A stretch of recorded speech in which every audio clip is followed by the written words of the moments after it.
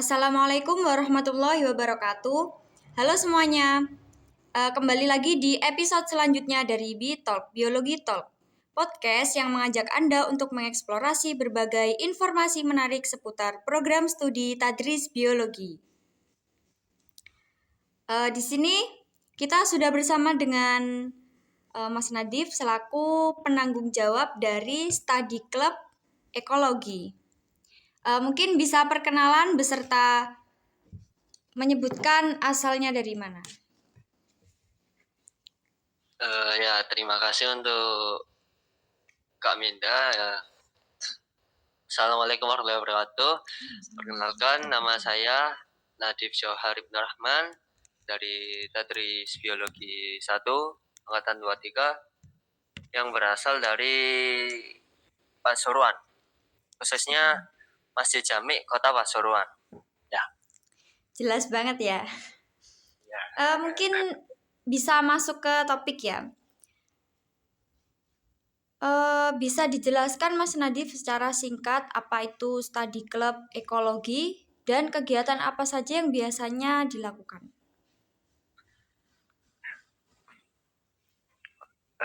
Sebelumnya mohon maaf ya Kak ya kalau penjelasan saya itu belibet atau berputar-putar. Santai saja. Bismillahirrahmanirrahim. Untuk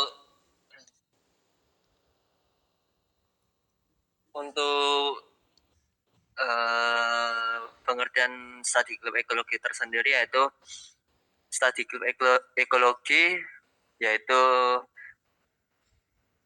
sebuah kelompok atau komunitas yang mempelajari ilmu cabang biologi yaitu ekologi.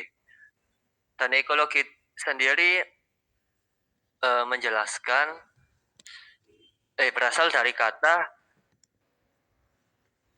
olkos dan logos yang olkos itu yang artinya tempat tinggal atau rumah, dan logos yang berarti pengetahuan atau ilmu. Tujuan. Jadi Study Club Ekologi yaitu mahasiswa yang mempelajari ilmu ilmu biologi baik biotik maupun abiotik beserta saling timbal baliknya. Begitu. Cukup Mas Nadif? Untuk kegiatannya biasanya konservasi penyu, lalu hidroponik dan pembuatan sabun dari minyak jelantah. Jadi di saya itu ya konservasi penyu di konservasi tuki di Pulau Santen itu. Pulau Santen itu ada di Banyuwangi ya? Iya, ya di Banyuwangi, benar. Untuk tujuan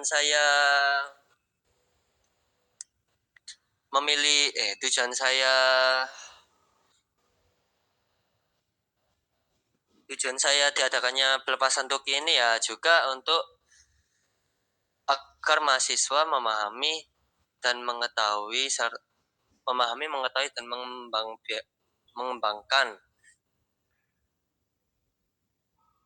mengembangkan mulai dari pengertian, pembudidaya dan konservasi agar tuki atau penyu tersebut tidak punah. Begitu. Mungkin apakah ada izin atau kerjasama tertentu dengan pihak seperti pemerintah, komunitas konservasi atau masyarakat lokal sendiri? Ya, ada izin mengenai kerjasama ya, mulai dari masyarakat pemerintah dan lembaga swasta, yang dimana beliau menjelaskan mulai dari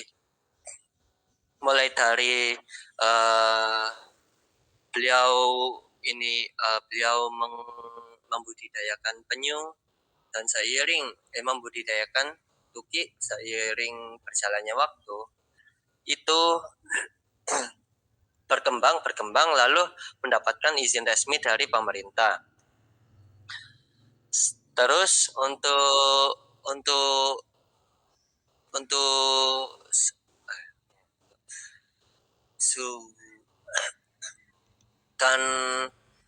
dan alhamdulillah sekarang dapat banyak izin dan kerjasama dari pihak swasta dan pemerintah. Seperti kami saat study club itu ada pemateri dibawakan oleh lembaga swasta begitu. Mengapa Pulau Santen tersebut dipilih sebagai lokasi untuk pelepasan tukik? Mengapa? Mungkin apakah persetujuan dari teman-teman yang rumahnya Banyuwangi mungkin bisa mengetahui di sana loh pelepasan tukik itu sangat aman atau sangat terjaga gitu.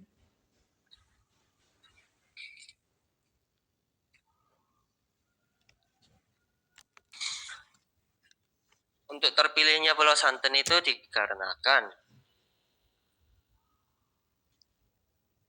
di saat kita survei banyak menemukan informasi seperti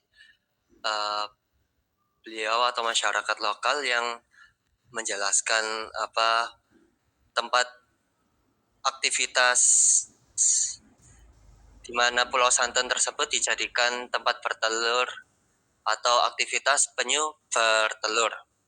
Lalu terdapat banyak rest area yang dimana sering digunakan untuk pendatang atau tamu-tamu yang melakukan pengamatan atau praktikum konservasi tukik di Pulau Santen tersebut. Mungkin bisa dijelaskan beberapa tahapan dalam pelaksanaan pelepasan tukik itu sendiri.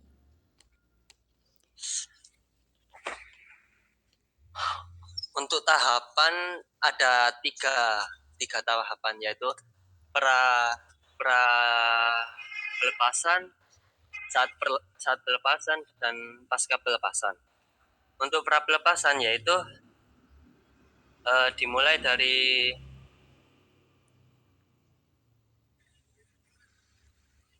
dari pengecekan kondisi iklim di Pulau Santen, seperti hujan atau panasnya yang perlu diperhatikan juga. Lalu waktu yang tepat untuk dipilih, baik pagi dan sore. Khususnya itu. Lalu untuk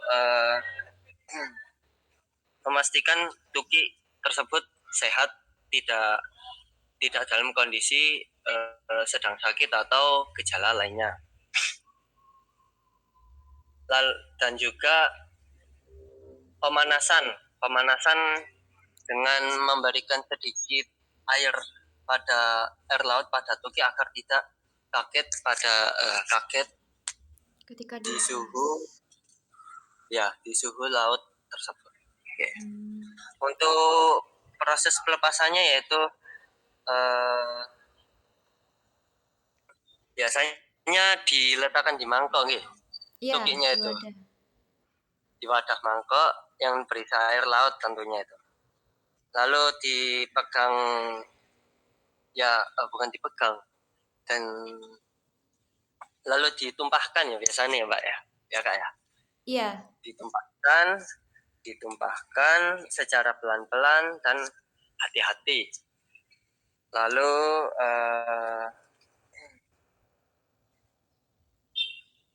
hindari kontak berlebihan pada manusia, seperti pegang cara pegangnya yang terlalu kuat atau berlebihan. Lalu untuk paskanya yaitu memastikan tuki bebas tanpa hambatan saat udah di perairan laut tersebut. Dan itu juga pastinya masyarakat, ada beberapa masyarakat juga yang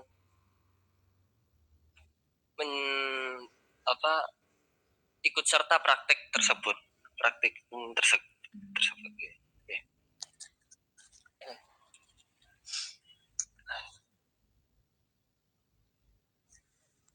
Setelah itu mungkin ada metode khusus nih Mbak, ya Kak ya. Kayak pemilihan pemilihan saat pelepasan itu pada pagi dan siang. Untuk paginya jam setengah 6 sampai jam setengah 8. Lalu untuk sorenya jam setengah 4 sampai jam 5. Lalu cara memegangnya pun yaitu dilakukan secara hati-hati dan agar agar Tuki tidak panik, tidak stres dan nyaman pastinya. Dengan cara yaitu meletakkan jempolnya di atas, lalu jari telunjuk dan jari manis di bawah tempurung penyu tersebut. Begitu. Oh, berarti di bawah tempurung ya, bukan di pinggir-pinggirnya ya? Nggih. Oh ya. Atau bisa juga lakukan seperti itu ketika penyu sudah tidak panik gitu. Sudah Mas Nadif? Nggih, sampun. Kemarin itu kira-kira berapa jumlah tukik yang berhasil dilepas dalam praktikum kemarin? Alhamdulillah nggih. Di saat pelepasan tuki itu kami memesan 24 tuki. Lalu tentunya itu sudah dirawat dengan secara prosedur yang telah dilakukan oleh beliau. Dan pastinya saat pelepasan tuki pun dijelaskan langsung oleh beliau, yaitu si bapak pemateri tersebut. Jadi nggih, alhamdulillah selamat dalam 24 ekor tersebut itu sehat-sehat, selamat-selamat. Berapa orang kira-kira yang mengikuti praktikum kemarin?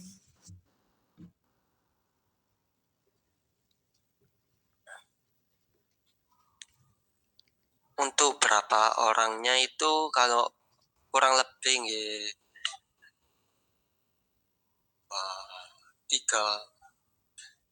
20 lebih lah ya.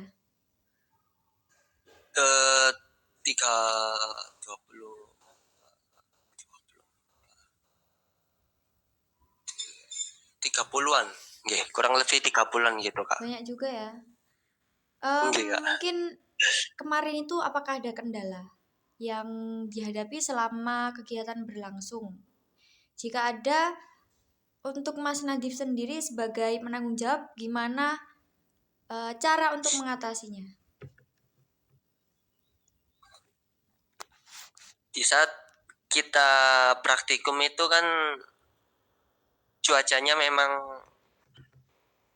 hujan ya. Jadi ya sering-sering, baik di Jember, di Banyuwangi mesti hujan terus.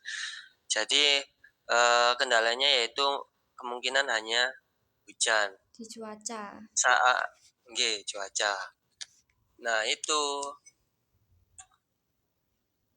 saat yang seharusnya kita melepaskannya jam 4:30 itu bisa,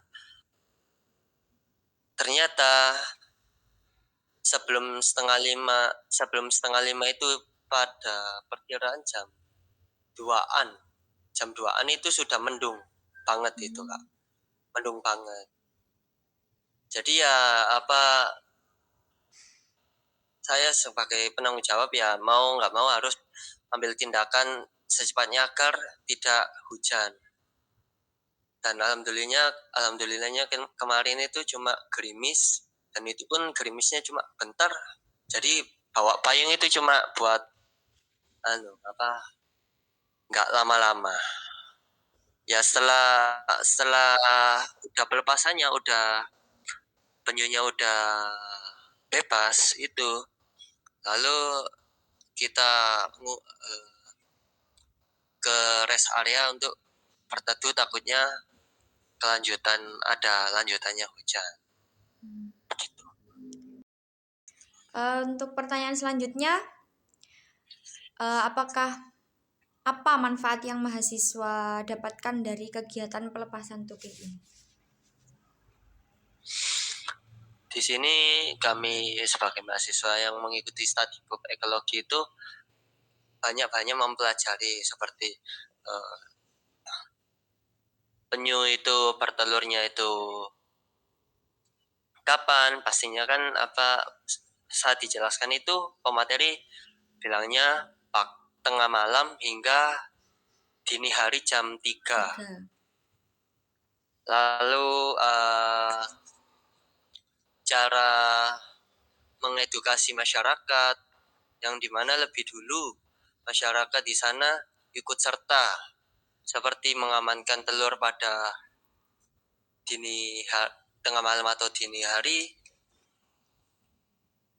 yang dapat kita tiru, yang bermanfaat untuk kedepannya secara bermanfaat cara kita mengedukasi masyarakat tersebut. Lalu ini ancaman tuki, tentunya sebelum tuki ancaman penyu, yaitu seperti pemanasan global dan pencemaran lingkungan, kayak berbedanya suhu air laut dan banyaknya sampah-sampah atau plastik di area tersebut. Bukan di area tersebut sih Kak, tapi di laut. Soalnya penyu kan ada yang karnivora nggih. Jadi ya penyu itu makan ubur-ubur. Nah, kalau beneran itu ubur-ubur kan aman. Kalau itu plastik, jadinya kan penyu itu ya makan plastik yang mengakibatkan Kematian. Sebagai kematian, terancam punah. Lalu aktivitas nelayan di siang hari juga jaring-jaringnya begitu. Lalu manfaat selanjutnya yaitu menambah wawasan dan pengalaman dengan penduduk-penduduk di sana dan pematerinya tersebut begitu. Kemarin itu sempat menemui penyu bertelurnya apa enggak? Tidak, soalnya karena itu waktu saat pemateri itu memang di sana kan ada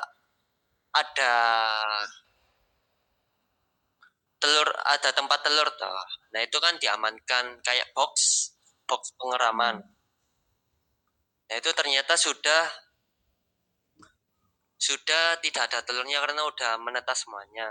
Dan yang kami lepaskan itu memang sekitaran umur 6 atau 5 bulan begitu Kak. Jadi ya apa untuk untuk telur-telur itu belum ada, jadinya ya begitu. 6 bulan apa 6 hari? 6 bulan Kak. 6 bulan. Iya, saat pelepasan usianya tukinya. Oh, Jadi udah lama itu telurnya udah netas, itu udah lama itu Kak. Gitu. netasnya. Ya, Kan kemarin udah dijelasin sama pematerinya ya. Kira-kira kalau penyu bertelur itu ada berapa telur kira-kira? Sekitar berapa? Ratusan apa puluhan? sekitar puluhan ya Kak. Kayak ya, Puluhan. puluhan, kurang lebih itu 30 sampai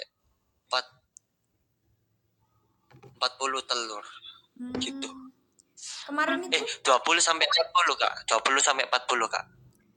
20 sampai 40. Kemarin itu tahu nggak spesies penyunya itu apa? Kenapa lekang, apa penyu hijau? Untuk spesiesnya itu yang saya dapat dari pemateri tersebut itu yaitu penyu lekang. Yang dimana ciri-cirinya itu penyunya itu yang bertubuh abu-abu gelap, abu-abu, lalu berman, berkepala, bukan berkepala, mancung, apa istilahnya itu Kak? Ininya tuh Lancip. ya, hidungnya itu Agak lancip gitu. ya agak lancip, terus sisinya itu hampir sama seperti penyu hijau. Untuk motifnya, warnanya seperti penyu belimbing untuk warnanya, abu-abu gitu Kak. Mungkin apakah kegiatan ini bisa untuk meningkatkan kesadaran mahasiswa terhadap konservasi penyu tersebut?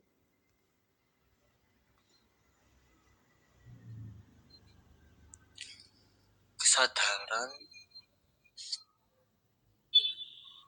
untuk kesadaran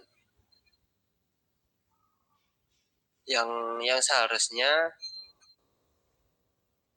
mahasiswa tersebut harusnya mendapatkan ya, misalnya kalaupun udah menyadari konservasi penyu tersebut, ya dapat dilakukan dengan cara mencegah kepunahan dan mengetahui apa yang menyebabkan penyu tersebut punah, serta mengurangi maraknya pembuangan sampah khususnya plastik di perairan. Gitu. Terima kasih Mas Nadif. Mungkin saya punya sedikit pesan ya.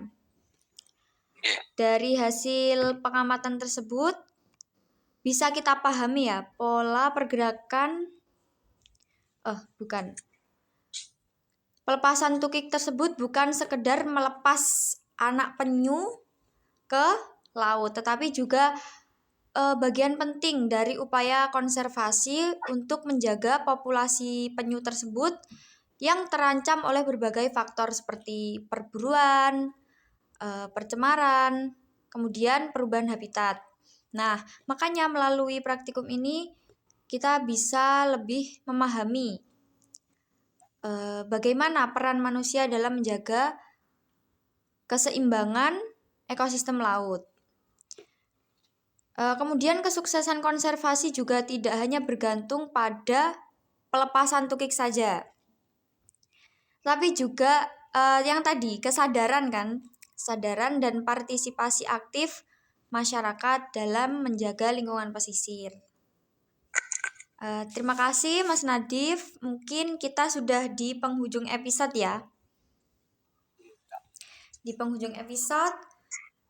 Terima kasih atas penjelasan yang sangat detail dan rinci sekali ya.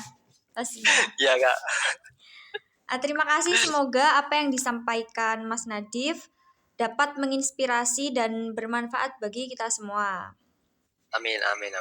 Terima kasih kembali juga untuk Kak Aminda, dan mohon maaf apabila kata-kata saya yang kurang berkenan dan terlalu berputar-putar.